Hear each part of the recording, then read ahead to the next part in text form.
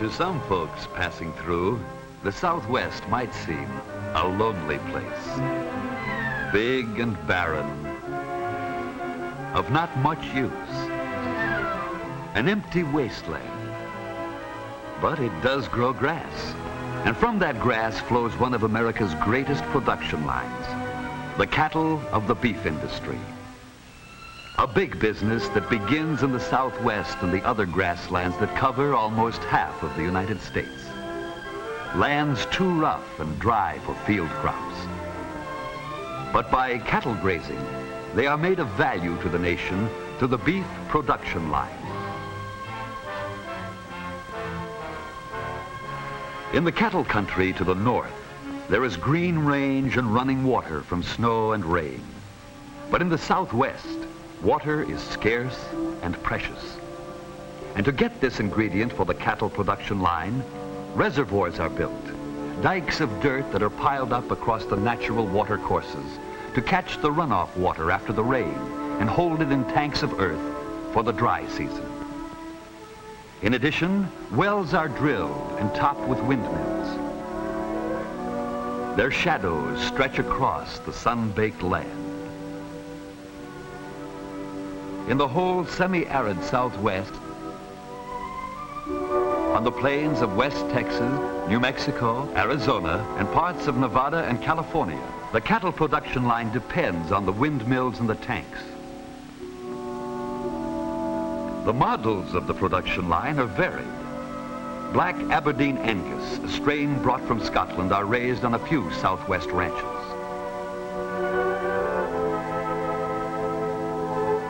The high-shouldered Brahmas thrive on ranches to the south. Originally from India, these rugged animals are better able than other breeds to stand the heat of the more desert-like areas. But the red and white Herefords are the most common cattle of the Southwest range.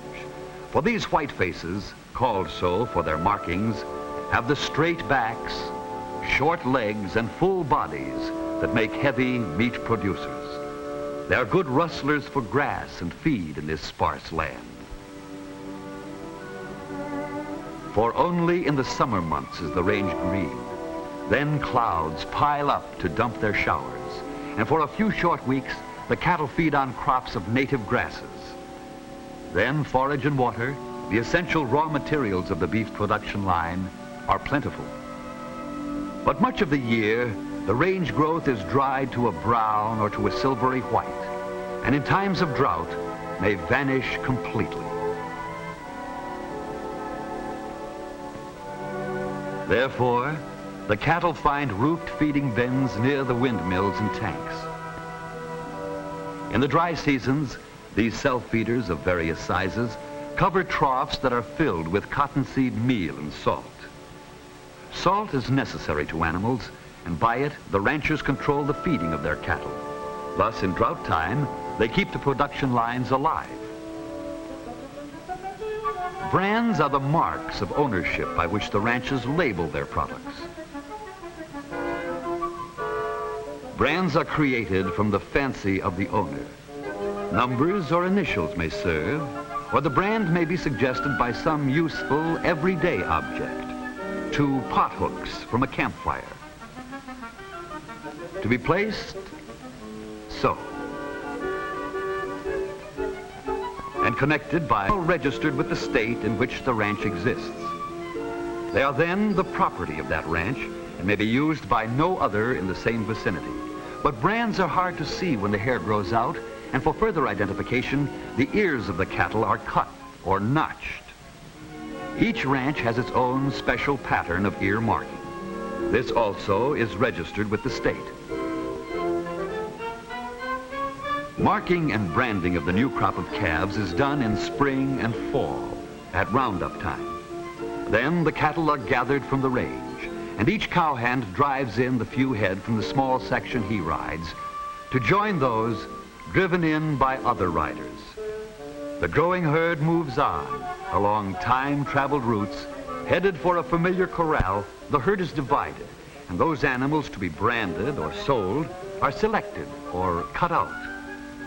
Cutting out is done slowly to prevent milling of the herd, which causes loss of weight. The animals are singled out and shuttled into another group and are driven into the corrals. Here the branding irons are heated, sometimes in an open fire or perhaps in an old oil drum. Their handles extend from the fire. They are carried to the branding to be stamped onto the top of the calf's thick hide. One cowhand quickly notches the ear, and one dehorns the calves. Another vaccinates as a protection against disease. Branding over, everyone gets a shower of insecticides against flies, ear ticks, and other pests. In some areas, the animals are dipped, but here they are sprayed with the antiseptic liquids.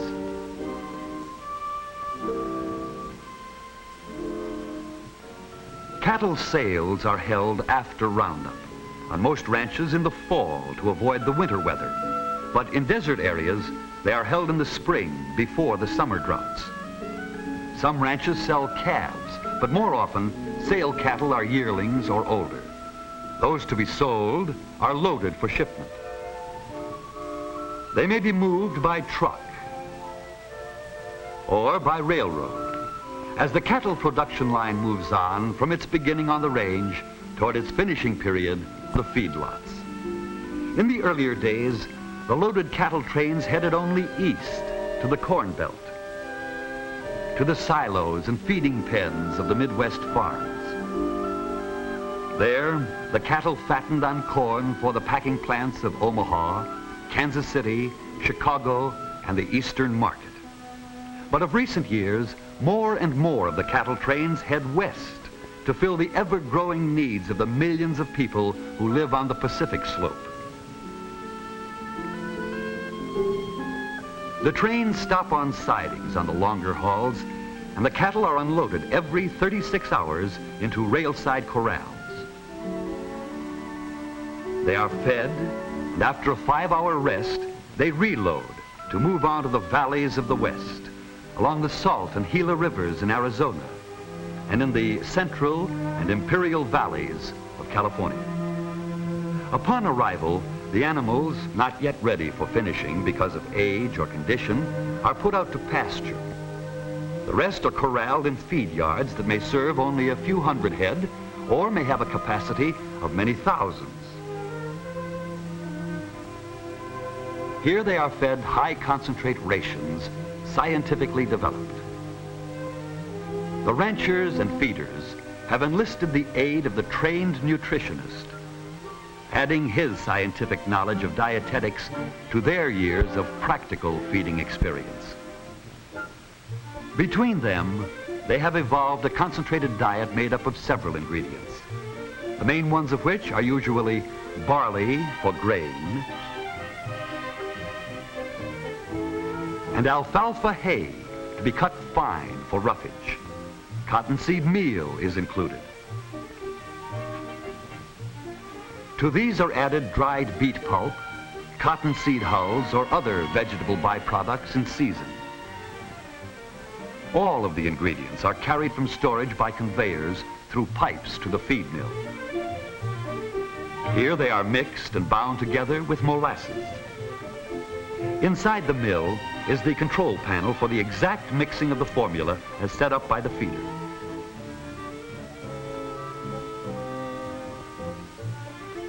There is no guesswork.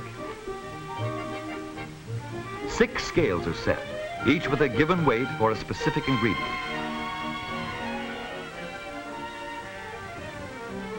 A selector switch determines the product being added, and push-button controls automatically start and stop the flow from that particular bin. Each batch of feed is thoroughly mixed and emerges a soft, moist blend. It is loaded into motorized feed wagons and weighed.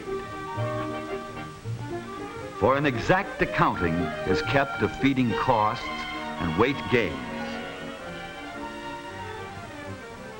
Once weighed, The wagon rolls down the lanes between the pens. It feeds several thousand head in a short time. For in Western cattle feeding, the day of the horse and the wagon and the pitchfork is rapidly disappearing. For 3 to 4 months, the cattle feast on the balanced rations, with nothing to do but eat, rest, and grow fat. Then fat and ready for market, they travel by truck on the short haul to the pens of the packing plants in the cities of the West.